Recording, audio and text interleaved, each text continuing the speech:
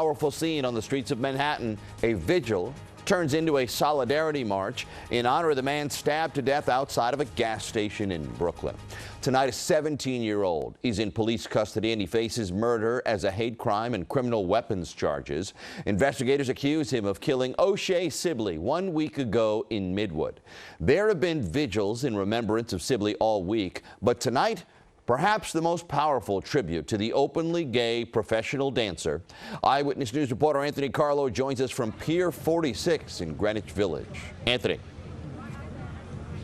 Joe, certainly powerful. I spoke with O'Shae Sibley's best friend, who was there the night he was killed. He tells me they both moved here to New York City from Philadelphia together to pursue their dreams, and they would come here to Pier 46 to talk.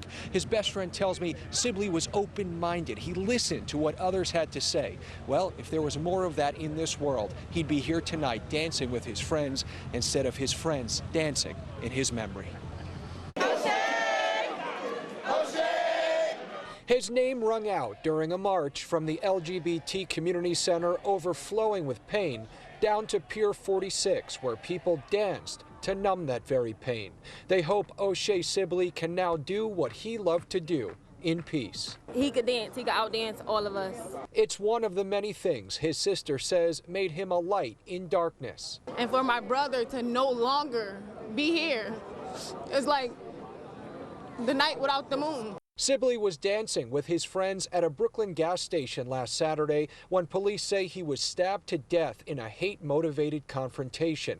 Sibley's best friend was there when police say homophobic and anti-black slurs were shouted at them before it turned deadly. There's no hate in my heart, it's just all love.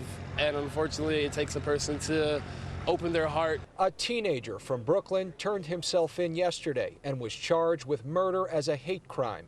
The arrest sending a message. We're going to create an environment where the city is safe and one should be allowed to dance, to express themselves.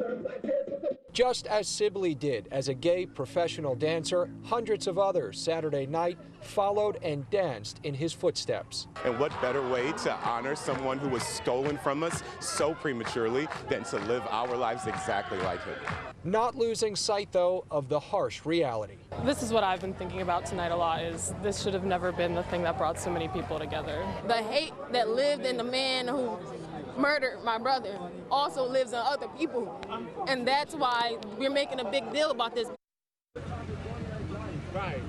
And Sibley, one of many siblings who made the trip here from Philly for this vigil tonight. His sister tells me that the arrest is big, but they will not rest until his accused killer is convicted and put behind bars for a very long time. We're live in Greenwich Village. Anthony Carlo, Channel 7 Eyewitness News.